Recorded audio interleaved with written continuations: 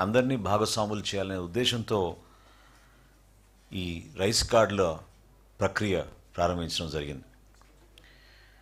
మీ అందరికీ తెలుసు, జాతీయ ఆహార భద్రతా చట్టం ప్రకారంగా కేంద్ర ప్రభుత్వం సహాయంతో ఈ కార్యక్రమాన్ని దిగ్విజయంగా రాష్ట్రంలో ముందు తీసుకెళ్తా ఉన్నాం.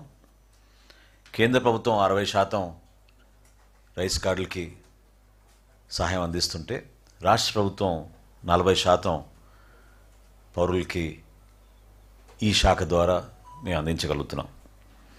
ఎప్పుడైతే కొత్త రైస్ కార్డ్స్లో మార్పులు చేర్పులు, చిరునామాలో చేర్పులు వీటికి అవకాశం కల్పించామో పెద్ద ఎత్తున రాష్ట్ర వ్యాప్తంగా మాకు అప్లికేషన్స్ వచ్చినాయి. 16,08,612 అప్లికేషన్స్ రాగా అందులో 15,32,758 అప్లికేషన్స్ని డిస్పోజ్ ఆఫ్ చేయడం జరిగింది. అంటే అనుకూలంగా డిస్పోజ్ ఆఫ్ చేయడం. కేవలం 4.72% మాత్రం తిరస్కరించడం జరిగింది.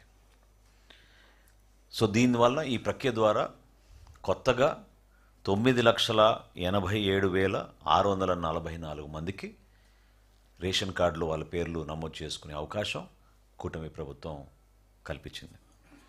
తద్వారా ఈ సంఖ్య ఈ రోజుకి రాష్ట్ర వ్యాప్తంగా రైస్ కార్డుల సంఖ్య 1,45,97,486.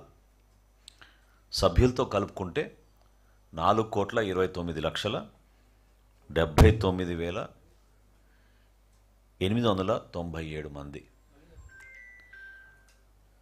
4,29,79,897 మందికి మనం ఈ ఆగస్టు 1వ తారీఖు నుంచి రేషన్ సర్వీసెస్ అందించబోతున్నాం.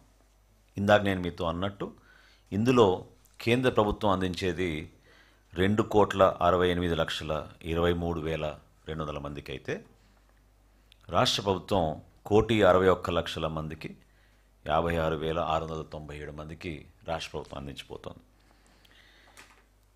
ప్రస్తుతం ఉన్న పాత విధానాన్ని మార్చే విధంగా డిజిటైజ్ చేసి ఈ స్మార్ట్ రైస్ కార్డ్స్కి మేము చాలా కసరత్తు చేసాం. ఎందుకంటే జవాబుదారితనం పెంచడమే కాకుండా ప్రభుత్వంలో చేసే కార్యక్రమంలో చాలా స్పష్టంగా సెక్యూరిటీ ఫీచర్స్ ఏర్పాటు చేయాలి. ఎక్కడ కూడా పిల్ఫరేజెస్, లీకేజెస్ లేకుండా ఒక రేషనల్ విధానంలో ముందుకెళ్ళాలనే ఆలోచనతోటి మా అధికార యంత్రాంగం అందరూ కూడా కష్టపడి ఒక అద్భుతమైన కార్యక్రమాన్ని ముందు తీసుకొచ్చాం. ఎక్కడ కూడా నాయకుల ఫోటోలు ఉండకూడదని మా కూటమి ప్రభుత్వం గౌరవ ముఖ్యమంత్రి గారు చంద్రబాబు నాయుడు గారి ఆలోచనతోటి, అదేవిధంగా ఉప ముఖ్యమంత్రి గారు పవన్ కళ్యాణ్ గారి సూచనలతోటి దీన్ని డిజైన్ చేసినప్పుడు ఎక్కడ కూడా రాజకీయ నాయకుల ఫోటోలు లేకుండా కేవలం ఆ కుటుంబ సభ్యుల హౌస్ హోల్డ్ హెడ్ అవుతున్నారో వారి ఫోటో తప్ప వేరే ఫోటోలు ఏమీ లేకుండా దీంట్లో పెట్టడం జరిగింది. అదేవిధంగా చాలా స్పష్టంగా ఈ debit card size, credit card size మీకు ఎక్కడైనా సరే క్యారీ చేయడానికి వెసులుబాటు కల్పించడంతో పాటు కుటుంబ సభ్యుల వివరాలు చాలా స్పష్టంగా క్లియర్గా కనపడేటట్టు అందరికీ కూడా ఈ అవకాశం కల్పించాం. గతంలో మీరు చూస్తే చాలా ఇబ్బందికరమైన పరిస్థితులు క్లియర్గా కనపడేవి కాదు. కార్డ్ నంబర్ని కూడా సైజ్ పెంచి చాలా క్లియర్గా ఇక్కడ కనపడే విధంగా ఆ మార్పు తీసుకొచ్చాం. క్యూఆర్ కోడ్ తీసుకొచ్చాం మొట్టమొదటిసారి. ఆ సెక్యూరిటీ ఫీచర్ క్యూఆర్ కోడ్ ద్వారా డైనమిక్ కీ రిజిస్టర్ తోటి అనుసంధానమై ఎప్పటికప్పుడు మాకు అనుక్షణం ట్రాన్సాక్షన్ జరగగానే మాకు నమోదయ్యేటట్టు మా సెంట్రల్ ఆఫీస్లో ఈ కార్యక్రమం తీసుకొస్తున్నాం. ఇంకా ముఖ్యమైన అంశం ఈ రైస్ కార్డులో రాష్ట్ర వ్యాప్తంగా ఇంతకుముందు మీకు చెప్పిన 4,29,79,897 మందికి ఉచితంగా ఇస్తాం ఈ కార్డ్స్. అంటే 1,45,97,000 కుటుంబాలకి ఈ కార్డ్స్ మేము ఉచితంగా పంపిణీ చేయబోతున్నాం. ఆగస్టు 25వ తారీఖు నుంచి ఈ ప్రక్రియ ప్రారంభమవుతుంది. వారం రోజుల వరకు ఆగస్టు 25 నుంచి 31వ తారీఖు వరకు రాష్ట్ర వ్యాప్తంగా ప్రతి మండలంలో కూడా ప్రతి నియోజకవర్గంలో స్థానిక గౌరవ శాసనసభ్యులు, అదేవిధంగా జిల్లాలో ఉన్న మంత్రివర్యులు, రాష్ట్ర స్థాయిలో గౌరవ ముఖ్యమంత్రి గారు, ఉప ముఖ్యమంత్రి గారి సభల ద్వారా ఈ కార్యక్రమాన్ని మేము ప్రారంభించబోతున్నాం. వీలైనంత వరకు ప్రజలు ఉపయోగించుకునే విధంగా ఈ వెసులుబాటు కల్పించినప్పుడు అప్డేషన్ అంటే ఎప్పటికప్పుడు మీరు మార్పులు చేర్పులు చేసుకోవాలన్నా కూడా నిరంతరంగా జరిగే విధంగా ఈ కేవైసీ పద్ధతిని భారతదేశంలో ఆంధ్రప్రదేశ్ ఈ రోజున నంబర్ 1 స్థానంలోకి చేరగలిగాం. 96.05% ఈ కేవైసీ పూర్తి చేశాం. దీనికి అదనంగా దాదాపు 11,47,000 మందికి ఈ కేవైసీ అవసరం లేదు. అంటే 5 సంవత్సరాల లోపు ఉన్న వాళ్ళు, 80 సంవత్సరాలు దాటిన వృద్ధులకి ఈ కేవైసీ అవసరం లేదు. కాబట్టి ఈ సంఖ్యకి 11,47,132 మందిని మనం కంప్లీట్ చేసుకోగలిగాం.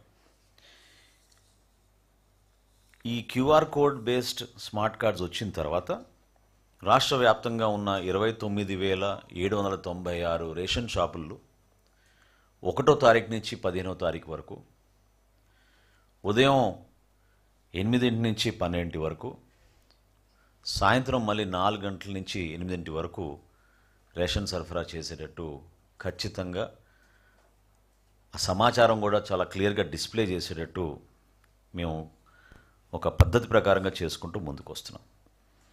అదేవిధంగా భారతదేశంలో మొట్టమొదటిసారి 65 సంవత్సరాలు దాటిన వృద్ధులకు ప్రభుత్వం ద్వారా దివ్యాంగులు ఎవరైతే ఉన్నారో వాళ్ళకి పెన్షన్స్ ఏవైతే అందిస్తున్నామో వాళ్ళందరికీ కూడా 26వ తారీఖు నుంచి 30 తారీఖు వరకు ప్రతి నెల హోమ్ డెలివరీ ద్వారా సరుకులు అందించే ప్రక్రియ కూడా ఇది 3వ నెల ప్రారంభించాం. ఈరోజు కూడా బాగానే వేగవంతంగా జరుగుతూ ఉంది. ఒక ఏఎస్ఆర్ జిల్లాలో కొన్ని సమస్యలు ఉన్నాయి.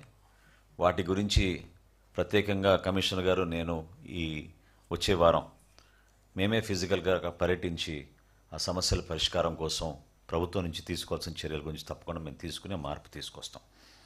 సో ఈ కొత్త స్మార్ట్ రేషన్ కార్డ్స్ని ప్రతి ఒక్కరు కూడా ఉపయోగిస్తారని కూటమి ప్రభుత్వం తరఫున సహకరించిన ప్రతి ఒక్కరికి, మా అధికార యంత్రాంగానికి, ప్రజలకి, ఎందుకంటే కొంచెం ఓపిక్గా ఈ మార్పులు చేర్పు ప్రక్రియలో ప్రారంభించుకున్నప్పటి నుంచి కూడా చిన్న చిన్న సమస్యలు ఖచ్చితంగా వచ్చినాయి. ప్రత్యేకంగా ఈ హౌస్ మ్యాపింగ్ గురించి చాలామంది ఇబ్బంది పడ్డారు. గతంలో జరిగిన ఈ జిఎస్డబ్ల్యూఎస్ వ్యవస్థ ద్వారా గతంలో చేసిన హౌస్ మ్యాపింగ్లో కొన్ని మార్పులు చేర్పులు చేయలేకపోయాం. ఎందుకంటే డేటాబేస్లో ఆ విధంగా డేటా ఉంది కాబట్టి ఆ మార్పులు చేయలేకపోయాం.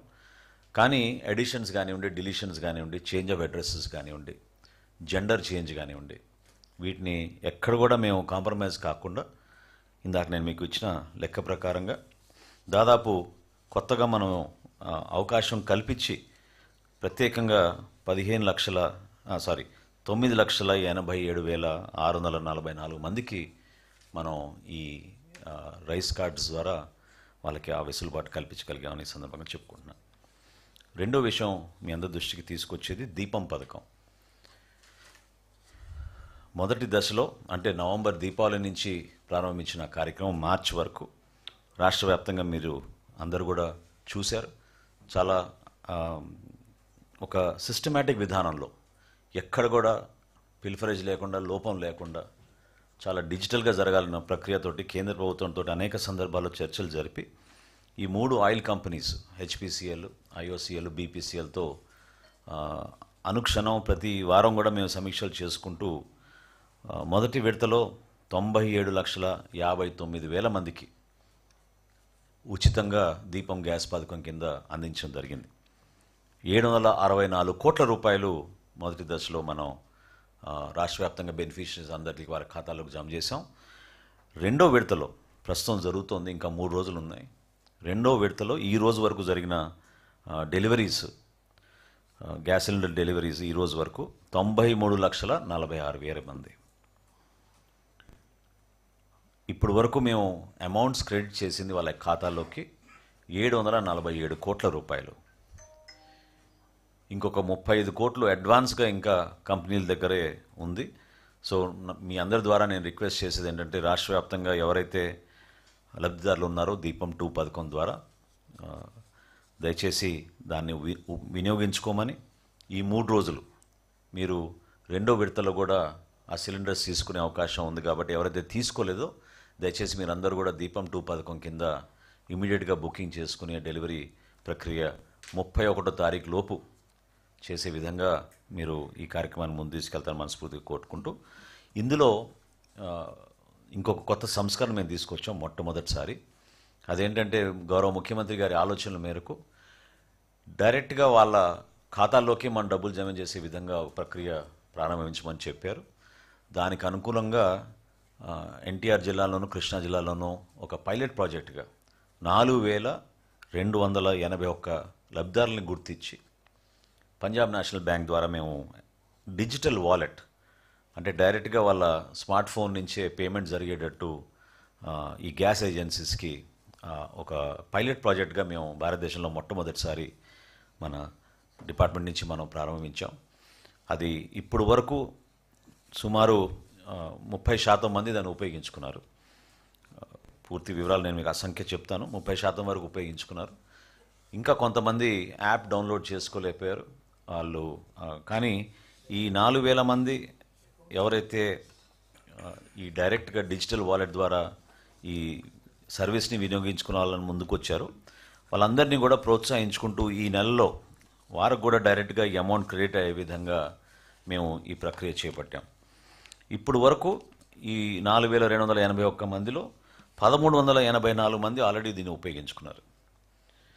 So రఫ్లీ about 30-35%. రాబోయే రోజుల్లో కూడా ఆ సంఖ్య పెరిగి తప్పకుండా ఈ నెల కూడా ఆ విధంగా చేసి ఒక ప్రయత్నం చేసి 2580 మంది దానికి సంబంధించిన యాప్ కూడా డౌన్లోడ్ చేసుకున్నారు. సో ఈ ఎల్పిజి సిలిండర్కి రావాల్సిన ఈ సబ్సిడీ అమౌంట్ బహుశా ఈ ఫేజ్ కూడా పూర్తయిన తర్వాత, అంటే 3వ విడత కూడా పూర్తయిన తర్వాత లబ్ధిదారుల్లో ఆ సమాచారం లోపం లేకుండా వాళ్ళ ఫోన్స్లో ఈ యాప్ డౌన్లోడ్ చేసుకుని దీన్ని ఉపయోగించుకునే విధంగా కసరత్తు పూర్తి చేసి తప్పకుండా వాళ్ళు కూడా డైరెక్ట్గా ఏ విధంగా అయితే గౌరవ ముఖ్యమంత్రి గారు కోరారో ఆ విధంగా ఈ సబ్సిడీ అమౌంట్స్ డైరెక్ట్గా వాళ్ళ అకౌంట్స్లోకి వెళ్ళే విధంగా ఒక ప్రయత్నం చేస్తాం. చాలామంది మీడియా మిత్రులు సహజంగా ప్రజల్లో వెళ్తున్నప్పుడు కొంతమంది సమాచారం లోపంతో మా ఖాతాలోకి ఇంకా డబ్బులు జమ కాలేదనే భావన వ్యక్తపరుస్తూ ఉన్నారు. చాలా లోతుగా మేము దీనిపైన అధ్యయనం చేసాం. ఇది మీ అందరితో కూడా పంచుకోవాల్సిన అంశం. మాకు వచ్చిన సమాచారం ఎక్కడైతే ఈ 2 విడతల్లో కూడా మేము ప్రజలకి మరింత మెరుగైన ఆలోచనతో చేయాలని మేము చూసామో, నాన్ క్యాష్ ట్రాన్స్ఫరబుల్ అకౌంట్స్ కొంతమందికి ఉన్నాయి. అది సుమారు 86,000గా గుర్తించాం. సో 86,000 మంది లబ్ధిదారులు ఎవరికైతే అర్హత ఉందో, కాకపోతే వాళ్ళ బ్యాంక్ అకౌంట్స్ సక్రమంగా లేవో, అమౌంట్స్ వాళ్ళ అకౌంట్లోకి క్రెడిట్ కాలేకపోయినాయి. సో ఈ 86,000 మంది లిస్ట్ కూడా తీసుకుని కమిషనర్ గారు రాబోయే రోజుల్లో గ్రామ సచివాలయం, వార్డు సచివాలయం సిబ్బందితోటి వీళ్ళకి అవగాహన కలిగే విధంగా ఆ పొరపాటు జరగకుండా ఉండడానికి కోసం ఓ ప్రయత్నం చేస్తున్నాం. ఇంత భారీ ఎక్సర్సైజ్ చేసినప్పుడు గర్వంగా నేను చెప్పదలుచుకుంది ఏంటంటే, కేవలం 4,516 ట్రాన్సాక్షన్సే ఫెయిల్ అయినాయి ఇప్పటి వరకు. సో దాదాపు 1 కోటి వరకు మేము చేస్తున్నాం. కానీ 2 విడతల్లో కూడా బ్యాంక్ ట్రాన్సాక్షన్స్ ఫెయిల్ అయింది మాత్రం కేవలం 4,516.